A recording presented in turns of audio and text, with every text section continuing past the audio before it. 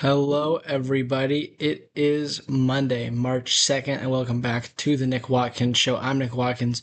Let's get into it. We're going to start today with hockey. The Sharks played yesterday amongst other teams, and the Sharks won their game against the Jets, the Winnipeg Jets. Final score 2-1. It took overtime to decide this game, and the Sharks won it in overtime thanks to Michael Misa's overtime goal. This was this was a good game. I don't have much to say about the game itself because I was working during it. I was able to see live the overtime goals. I was on my break, so that worked out very nicely. But I mean, just taking a look at the stats here, I mean, the Sharks outshot the Jets by 5. They outhit the Jets by 5. Um, Neither team scored in their power play opportunities. 4 for the Sharks, 3 for the Jets. It was pretty evenly matched. The goalie for the Jets, if I mentioned this yesterday, but in case you didn't see, it was Connor Hellebuck, who was the goalie for the United States team. He was excellent in that tournament. He was excellent again yesterday afternoon. He 31 for 33 on saves, only let in 2. And similarly, Alex Nedeljkovic was 27 for 28. So he was very good on saves, very clutch in the final moments. The goals, excuse me, in this game, early in the first period, Barron scored for the Jets, and then it took the Sharks until nearly 40 minutes of game time later in order to score their game tying goal with Will Smith off the rebound of Graf's shot, batted it out of midair, and the Fresh Prince evened the game at 1. And then it took overtime to finish this one where Michael Misa skated through the defense and scored past Hellebuck to end the game. Great goal for Misa. Michael Misa, let's talk about him for a sec. I think it's hard for Misa because he was the number 2 overall pick of this past year's draft, and the expectations placed on him were probably unfair because of what Celebrini did in his rookie year and what he's currently doing. But Celebrini is a different animal, man. He's special. Michael Misa can still be special, a great hockey player, and I believe he will be.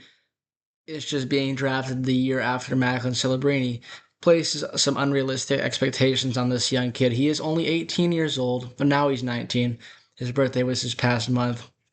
But he's very young. He has not played too many games.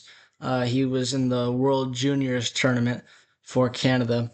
So even though we haven't really seen anything notable, exceptional from Michael Misa, and there have been flashes though, but we haven't seen a great, consistent, great level of play.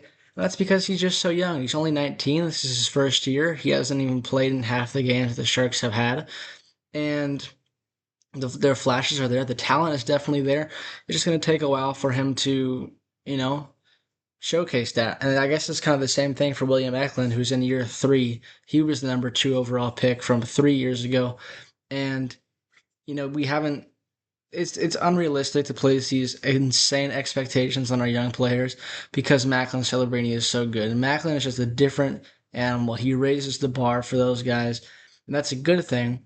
And the young core, we have so many young forwards around Misa, Smith, Eklund, Graf, Ostapchuk, um, Chernyshov's in the minors. I don't know why he's there. He was playing great.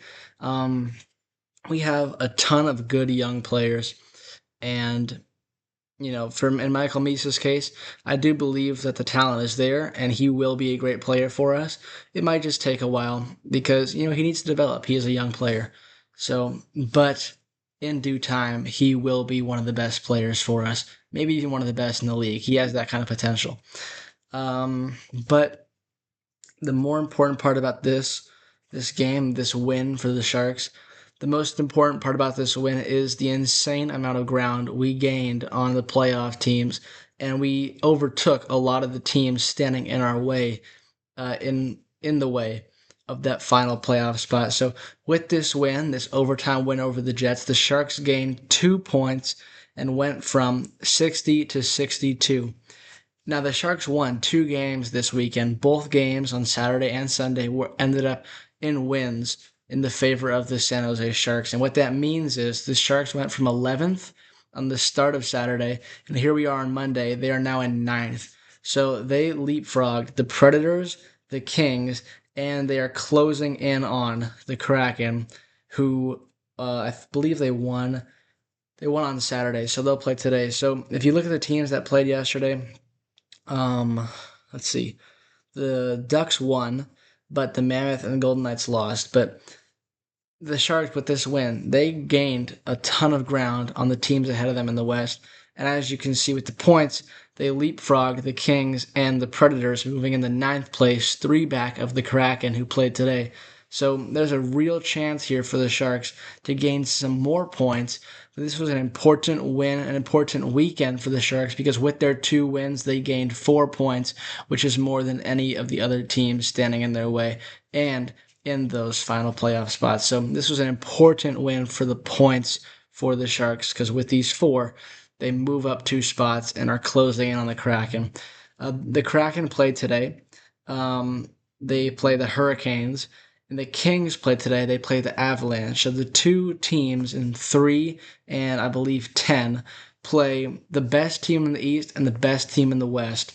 And this is so if they lose these games, which they are projected to, that means the Sharks gained, 4.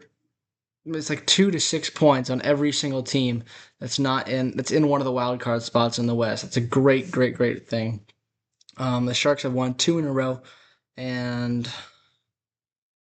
9th in the West. Started the weekend in 11th, now 9th, so that's great. We'll take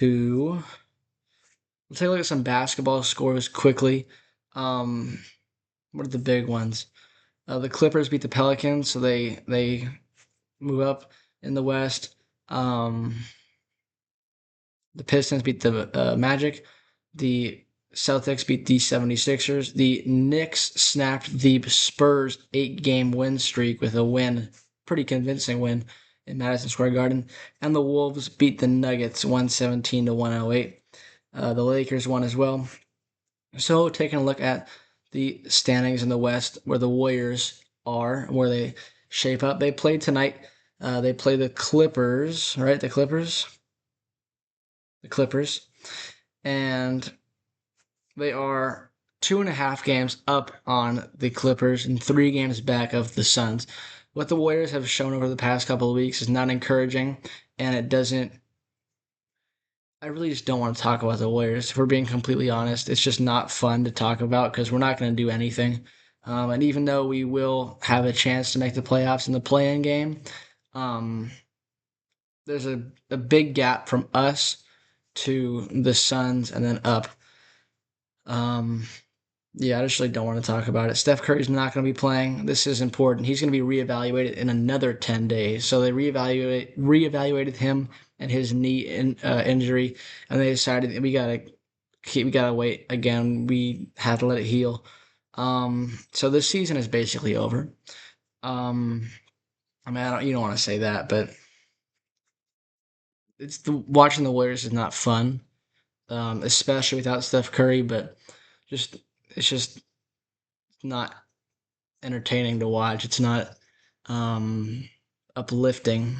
Like, it used to be fun to watch. It used to make me feel good that I had a good basketball team, and that's not fair to say because you have to stick with your team through thick and thin, and I will always be a Warriors fan. But it's just it is hard. It is hard to watch. So that's it for basketball. We don't have to talk about that. Warriors play tonight at 7 against the Clippers. We'll talk about basketball now. It's more fun. Or not basketball, baseball, excuse me. The Giants yesterday beat up on the Padres 9-1. Logan Webb made the start. He went 3 innings, struck out 3, 2 hits and a run. That was the only run the Padres got. So a nice little outing from Webby. Other notable pitchers. Let's see here. JT Brubaker, 2 innings, 1 hit, struck out 3. Tristan Beck, 1 inning pitched, 2 hits and a strikeout. Didn't give up a run. That was important. That's important for him because his first outing was not good. So that's good for him. Schmidt had a nice game. Chappie had a double. Basabe had it's like a home run. No, he did not. Actually, he had a double. Um, yeah, I mean, Giants won. That's great. Giants played today against the Chicago White Sox. Starting pitcher will be Landon Roop. Hopefully that goes well for him. Because I like Landon Roop and I hope he has a good game today. NFL news. There were some trades, so we're going to talk about those. David Montgomery got traded to the Houston Texans for, I believe it was O lineman, and a fourth and a seventh. We'll have to see how it shapes out. I don't know how this affects the Texans' running back room, and they got Chubb and Mixon and Woody Marks, but David Montgomery is a solid back. But I guess the Lions thought it was time to let Jahmyr Gibbs, who's turning into one of the best running backs in the league, have all the touches for the Detroit Lions offense. So that's the one trade. I don't know too much of the details and stuff, but that is what happened there. Um, the Texans also traded away.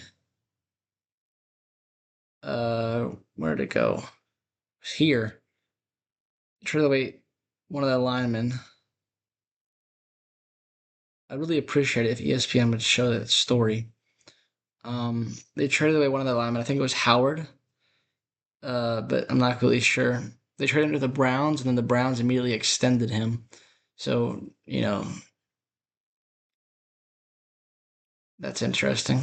Sorry, I'm kind of scrambling right now. I'm kind of frazzled. We still have more to talk about. The World Baseball Classic. Those back to baseball. The World Baseball Classic. These scrimmage games start tomorrow, and the Giants will be playing Team USA in Arizona. A lot of the teams, I think all of them, but I'm not completely sure on that. But a lot of the teams, a lot of the countries will be playing against MLB spring training teams. And the Giants happen to be hosting the USA. So that'll be nationally televised. That'll be fun to watch. The Giants are a good team, like I've been saying, but I would hope for USA to win, just for confidence purposes. But I hope the Giants put up a good fight as well, and on this national stage, show people that hey, we're the real deal this year. We're gonna make the playoffs. And the last piece of news comes from Formula One. It's been a while since we talked about F1, and I honestly haven't been the best about keeping track of it. There weren't really any driver changes. Oh, actually, that's not true. There's a new team in F1, Cadillac, Sergio Perez and Valtteri Bottas. Valtteri Bottas. I know this guy too. What? How? See, they always say with the English accent, Valtteri. I know it's Valtteri Bottas. He is from. Where's he from? It's not Sweden, is it?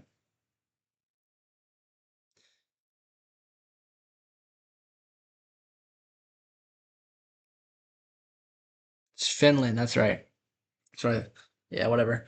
Yeah, they're going to be driving for Cadillac, this 11th team for Formula One, and there haven't really been any driver changes, but it is interesting because there were a whole bunch of rule changes and the cars are all different. So basically, the pecking order from last year, it's still mostly intact, but the teams at the top, McLaren, Red Bull, Ferrari, and Mercedes, are a lot closer than they were last year because of these drastic rule changes. I'm not an expert on them. If you want like more news on that, you should go look it up somewhere else. I am going to after this is done, but F1 returns on Sunday in Australia. I'm so excited for that. I missed racing. Can't wait to wake up early and watch these races because they're entertaining. I mean, that's it is very fun to watch. I love F1, and we're gonna be talking about that throughout the week. Um, my my brain hurts, so we're gonna wrap it up here. Lots of sports to talk about, lots of data and playoff seedings, and the Warriors are still not good. So that's gonna do it for today's episode. Thank you everyone for watching, and I will see you tomorrow.